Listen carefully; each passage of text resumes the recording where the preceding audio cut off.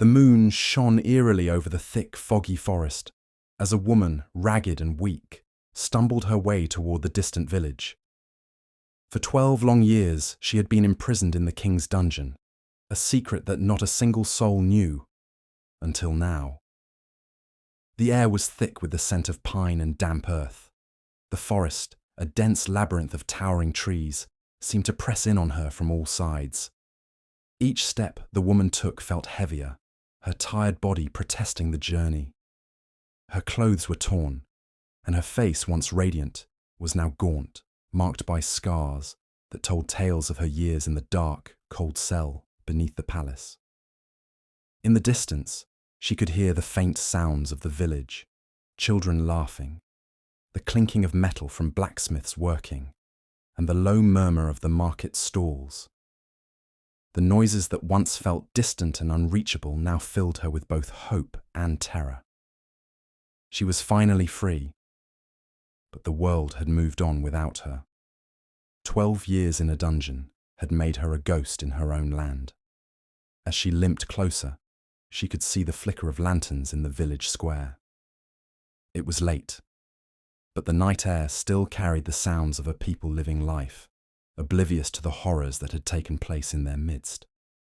Raabeya had once been a young, beautiful noblewoman, adored by the people and the king alike. But a false accusation, a secret she could never have imagined, and the jealousy of those around her had torn her life apart. For 12 years, she had been locked away in the dark depths of the king's dungeon, her name erased from history, her existence a mere whisper among the royal guards and a few trusted servants. Why had she been imprisoned? What had happened to her life? Those questions now burned through her, but she had no answers.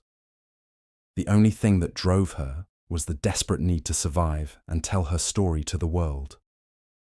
Her legs wobbled beneath her as she approached the village gates, but the sight of the familiar stone walls brought her no comfort.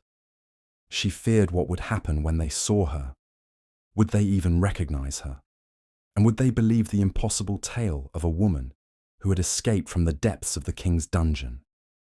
What had happened in the king's dungeon that turned Raabeya from a princess to a mere shadow of the woman she once was? And more importantly, what truth was she about to reveal to the world that would change everything they knew about their king?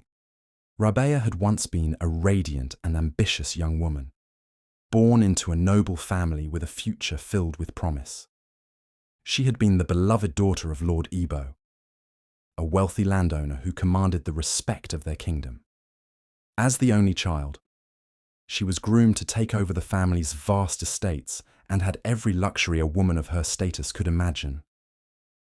Her life seemed set for greatness, filled with grand balls, suitors, and the opportunity to shape the future of her land. But all that changed the night she met him, the king. His eyes were cold yet captivating, and the power he wielded was intoxicating. Raabeya, young and naive, was drawn to him, not knowing that a single mistake would alter the course of her life forever. At first she had seen him as a protector, a man who could elevate her status even further. The king offered her a life of luxury beyond her wildest dreams, with promises of power and influence by his side. But as time went on, Raabeya began to see a different side of the man. His cruelty was masked by charm, and his desires were twisted by jealousy and greed. Slowly, she began to feel like a puppet in his game. Her beauty and intelligence had become his obsession. He grew paranoid, questioning her every move, accusing her of lies and betrayal. It wasn't long before the accusations started. The king had heard whispers, rumors from jealous courtiers, that Raabeya was having an affair with another nobleman. A man who never existed, a fabricated story, but one that would lead to her downfall.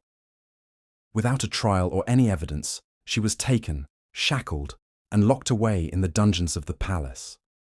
Her family, too afraid to speak out against the king, disowned her. Her name was erased from the kingdom's history, and she was forgotten by all but the shadows of the dungeon. For 12 long years, Raabeya lived in that damp, dark cell. The world above her had continued, but she had been trapped in the silence and cold of her prison. Every day was a struggle for survival. The only source of warmth was the rare visits from a sympathetic servant who would secretly bring her scraps of food and tell her that the king's reign was slowly crumbling. These fleeting moments of human connection were the only thing that kept Raabeya alive. She clung to them, praying that one day she would escape and have the chance to tell the truth. Raabeya's personality was shaped by this long ordeal. She had once been confident and vibrant, full of dreams and hopes for her future. But now she was hardened, distrustful, and constantly on alert. The years had taken a toll on her, leaving her with a fierce determination to survive, but also a deep sense of loss and regret. She didn't care for riches or power anymore. Her only goal was to escape the nightmare and expose the truth. One of the few people who had shown Raabeya any compassion during her years in the dungeon was Amina, a servant girl who worked for the palace. Amina had been young when she started her service, but she quickly grew fond of Raabeya and was one of the only people to recognize the injustice being done to her. Although Amina was also afraid of the king's wrath, she found small ways to help Raabeya, smuggling in food and water, and even passing on news from the outside world. Amina's loyalty to Raabeya was born out of kindness, but also a deep-seated guilt. She knew what was happening to the noblewoman was wrong, but she felt helpless to stop it. Her hope was that Raabeya would survive, and that someday they could escape together. The primary antagonist in this story is King Thaddeus, the ruler who imprisoned Raabeya. The king was once a powerful and charismatic leader, beloved by his people, but his fear of losing his power led him to become paranoid and unstable. Over the years, the king's paranoia had grown, and he began to see betrayal in every shadow. Raabeya's beauty, intelligence, and independence had threatened him. He couldn't bear the idea of anyone overshadowing him, even in the smallest way. His need for control led him to unjustly imprison her, and his obsession with her made him blind to his own faults. Raabeya's escape would not only threaten his reign, but expose his darkest secrets, making him more dangerous than ever. Raabeya's journey is not just one of physical escape, but emotional and psychological survival. Her relationship with Amina is one of the few things that keep her grounded. Amina's loyalty provides Raabeya with a sense of hope that, even after everything, there are still good people in the world. Their bond is rooted in their shared experience of being oppressed by the king's cruelty, but also in the hope that one day they can be free. However, the emotional core of the story lies in Raabeya's eventual confrontation with King Thaddeus. She had once loved him, and her betrayal by him stings deeply. His actions not only took her freedom, but also her dignity and the life she had once known. When Raabeya escapes and returns to the world she once ruled, she must reconcile with the king's betrayal, while also confronting her own fears of being discarded once more. The emotional stakes rise as Raabeya struggles with her need for justice versus her desire for peace. She is no longer the naive young woman who once loved the king. She is a woman who has suffered, grown stronger, and is ready to fight back. The kingdom that once adored her has forgotten her, and the king she once loved has become a tyrant she must face in order to reclaim her life and tell her story. Raabeya had only just begun to adjust to the overwhelming reality of freedom when she found herself facing her first major obstacle. Her mind, still clouded by the horrors of her past, struggled to adapt to the new world she was thrust into. The village, though familiar in many ways, was now foreign to her, as if she no longer belonged to it. The faces that once smiled at her were now faces of strangers, and the life she had once known had moved on without her. As she limped into the village square, she couldn't help but feel a deep sense of loss. The market was bustling with activity, but everything around her felt out of reach. The laughter of children, the lively chatter of women, and the clinking of metal from the blacksmith's forge all felt like a dream she could no longer touch. She longed for the days when she had been part of that world, when she had been admired and loved. But that life was gone now, replaced by a grim reality. It was then that she saw him, the same man who had once been her prince, King Thaddeus, now a shadow of the ruler she had once loved. His eyes were cold and calculating as they locked onto hers, and for a moment, she thought she saw something more, fear, perhaps, or guilt. But it was quickly masked by a false smile. He pretended not to recognize her, his lips curling into a sneer as he moved toward her. "You're a ghost," he muttered under his breath, almost as if he couldn't believe she was standing before him. The words stung, more than she expected. Raabeya knew that her escape would not go unnoticed, but she hadn't anticipated facing the king so soon. His presence in the village brought everything crashing back to her. The years in the dungeon, the broken promises, and the cruel betrayal. She could feel his gaze on her, a mixture of recognition and terror. He feared what she could expose, what secrets she knew, but she wouldn't give him that satisfaction. She wouldn't let him see the fear that threatened to rise up within her. She had survived for 12 years in a dungeon, and now she would survive in the world above. The villagers, unaware of the truth behind Raabeya's imprisonment, simply watched in silence. The king's arrival had turned the once lively market into an uneasy calm. Whispers spread like wildfire as they wondered what business he had in the village and why Raabeya, the lost noblewoman, had suddenly returned. As Raabeya passed through the crowd, her eyes scanned the people around her, looking for any sign of familiarity. But there was no one. She was a ghost, a forgotten memory, and the people here were nothing more than strangers. It was then that she noticed Amina standing at the edge of the crowd. Their eyes met for a brief moment, a silent understanding passing between them. Amina had found her, just as she had promised all those years ago. Amina's presence gave Raabeya a glimmer of hope, but it was short-lived. The king's men were already gathering, their sharp eyes watching her every move. She could feel the weight of their gaze, like vultures waiting for the right moment to strike. Her every step felt like it was being monitored, and she couldn't afford to make a mistake. If she were caught now, there would be no escaping the king's wrath. Raabeya moved quickly, slipping through the crowd and disappearing into a narrow alley.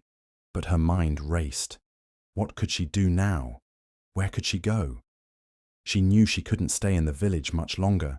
The king's men would surely come looking for her, and if they didn't find her, they would destroy the village in their search. As Raabeya fled, she stumbled upon an old woman sitting by a fire, stirring a pot. The woman looked up at her, her eyes sharp and knowing. "You've been running a long time, child," she said, her voice rasping. "But you cannot outrun your fate. There are things you don't know, things you need to learn." Raabeya froze, sensing something strange in the old woman's words. Could she know the truth? Could she help her? The old woman's wrinkled hands reached into the pot and pulled out a small wooden charm, handing it to Raabeya. "Take this," she said. "It will protect you, for now. But remember, you are not alone. You must seek the answers that lie within the village, within the land. The king is not the only one who holds power here." Raabeya took the charm, unsure of its meaning, but sensing its significance. There was something more going on here, something bigger than her personal revenge. She could feel the presence of something ancient, something that tied her to this land in ways she didn't understand. As Raabeya turned to leave, she heard the soft whisper of the wind, carrying a voice she couldn't quite make out. It was a voice that seemed to come from all around her, warning her of something darker on the horizon. That night, Raabeya had another strange encounter. While walking alone in the village, she saw a mysterious figure watching her from the shadows. She couldn't make out their face, but she could feel their eyes on her. The figure seemed to blend into the darkness, almost as if they were a part of it. Raabeya's heart raced. Who was this person? And what did they want? The feeling of being watched didn't leave her as she made her way through the village. It was as if someone was following her, waiting for the right moment to reveal themselves. Was it the king's men, or was it something more? As the days passed, Raabeya's unease grew. Strange occurrences followed her everywhere she went. The whispers of the villagers grew louder, and a sense of foreboding hung over the village, like a dark cloud. The king's men were still searching for her, and rumors of a royal secret began to circulate. There were talks of an ancient prophecy, one that tied the fate of the kingdom to a woman who had been lost to time. Was this prophecy about her, or was it about someone else? Raabeya had no answers, only the rising sense that something greater than her personal struggles was at play. The clues were subtle, but they were there, hidden in the whispers of the villagers, in the strange encounters with the old woman and the mysterious figure, and in the secret that the king desperately wanted to keep hidden. It was then that she realized the king wasn't just afraid of her escaping. He was afraid of what she might reveal. The dungeon, her imprisonment, and the truth of her past were only part of the story. There was something deeper, something tied to the very land itself, and Raabeya was about to uncover it. But at what cost?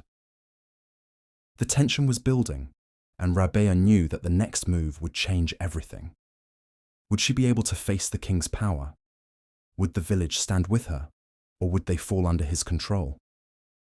The answers were just out of reach, but they were closer than ever before. Raabeya's life had been turned upside down once more, and just when she thought she had a grip on her reality, the truth came crashing down. It started with the mysterious figure in the shadows, a presence that had lingered around the village for days now, observing her every move. She had tried to ignore it, thinking it was just her paranoia catching up with her. But the feeling of being watched had grown stronger, more oppressive, until she couldn't ignore it any longer.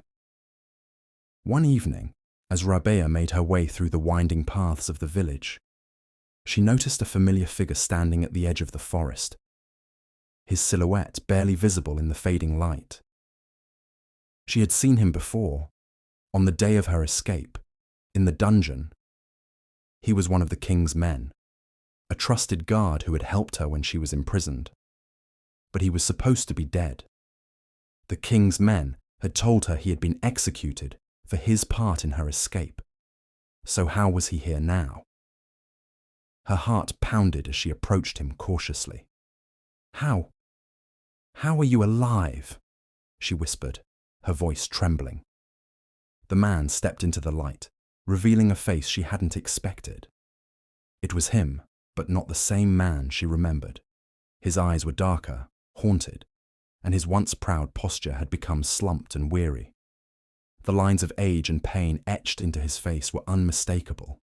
He had been through something that had changed him forever. And it wasn't just his appearance that had changed. He looked at her with a mixture of guilt and sorrow. "I'm sorry," he said, his voice barely audible. "I had no choice. The king, he made me do it." Raabeya froze, the weight of his words sinking in. The king, who had promised her freedom, who had betrayed her time and time again, had forced this man to help her. But that wasn't the worst part. The worst part was what he said next. "The king isn't who you think he is, Raabeya. He's not just the ruler of this kingdom, he's something much more dangerous. And so are you." Raabeya's head spun. "What do you mean?" she asked, her voice trembling with a mix of fear and confusion. The man took a deep breath, steadying himself. "The dungeon was never just a prison for you. It was a test. The king has been watching you for years, ever since you were a child. He knew you were special, but he couldn't let you know your own power. He needed to control you, to keep you hidden."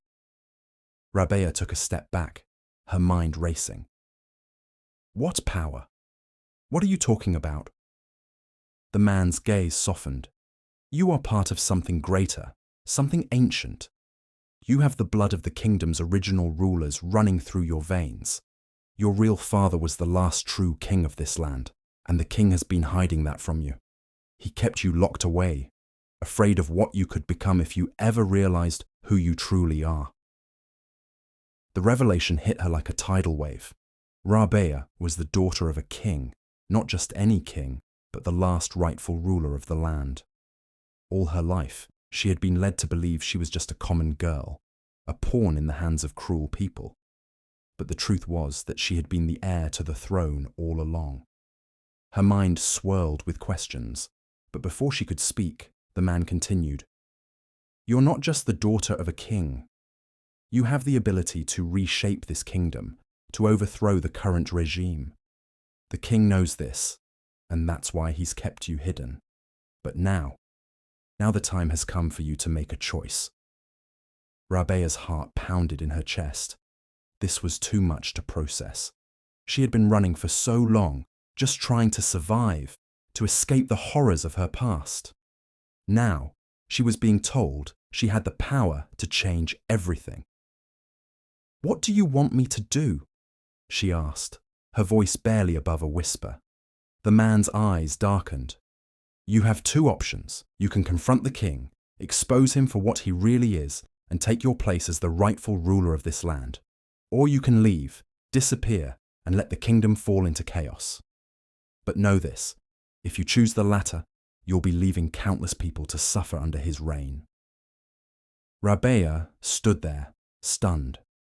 Her mind raced as she tried to make sense of the whirlwind of emotions coursing through her. For so long, she had only dreamed of freedom. She had never imagined that her freedom would come with such a heavy cost. The man's words echoed in her mind. "The king isn't who you think he is.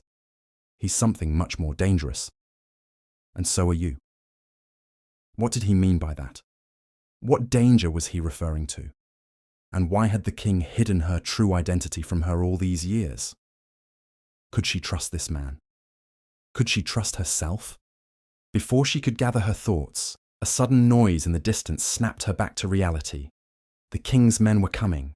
They had found her. The man's expression hardened, and he took a step closer, grabbing her arm. "You need to decide now," he said urgently. "You can't outrun them forever. If you want to stop the king, you need to act fast. The choice is yours, Raabeya." In that moment, everything became clear.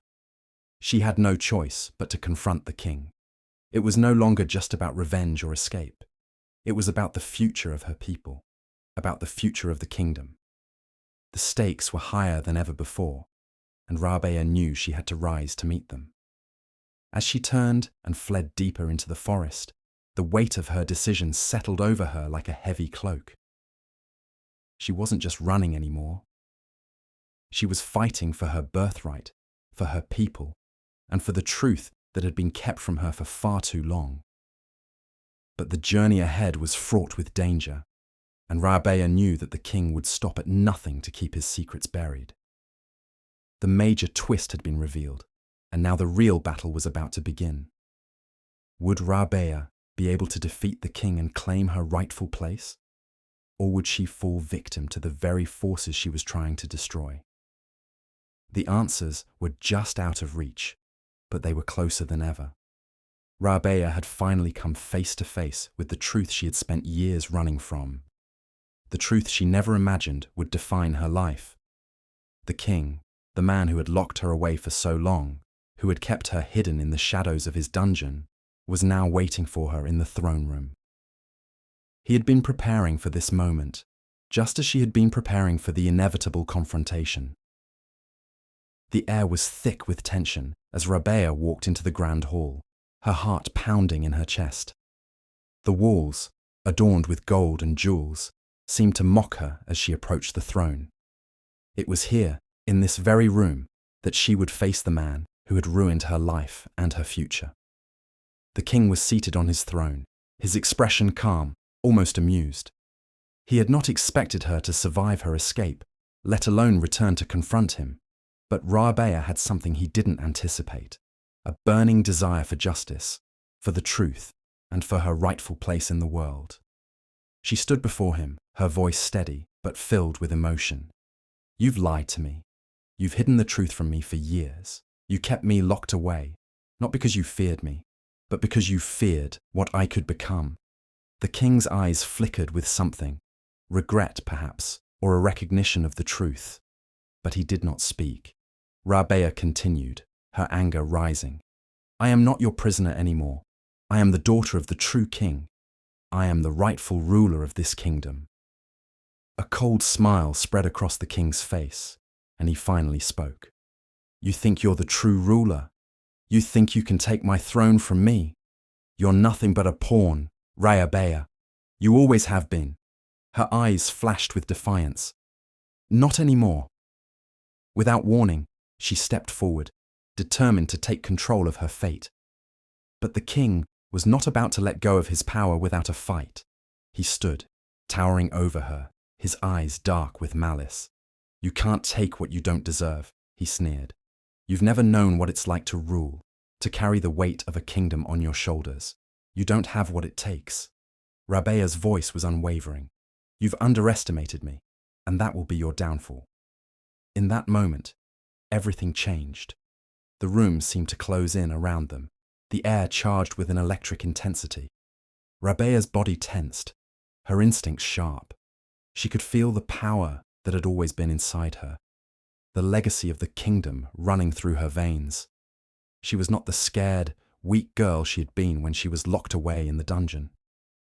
She was stronger now, and she would fight for everything she had lost. As the king reached for his sword, Raabeya moved with lightning speed, drawing on the power within her that she had only just begun to understand. The battle was fierce, their swords clashing with a deafening sound. Every strike, every move was a reminder of the years of pain, the years of betrayal, the years of suffering that had led to this moment. But it wasn't just about power. It was about something deeper. Raabeya's strength wasn't just in her bloodline, it was in her heart. She fought not just for herself, but for the people of the kingdom who had suffered under the king's cruel rule. With one final decisive blow, Raabeya struck the king down, his body collapsing to the ground in a heap. The room fell silent, the echoes of the battle still ringing in her ears. As the king's lifeless body lay at her feet, Raabeya felt a wave of relief wash over her. The struggle was over. The kingdom was hers to rule.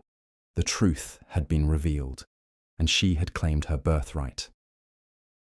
The journey had been long, and the battle had been hard, but in the end, Raabeya stood victorious. She was no longer the forgotten prisoner in a dungeon. She was the queen, the ruler of the land. But just as she was about to take her place on the throne, a final twist awaited her. The court, the nobles, the people, none of them had expected this. They had believed in the king's lies for so long, and now, with his death, they looked to Raabeya for leadership.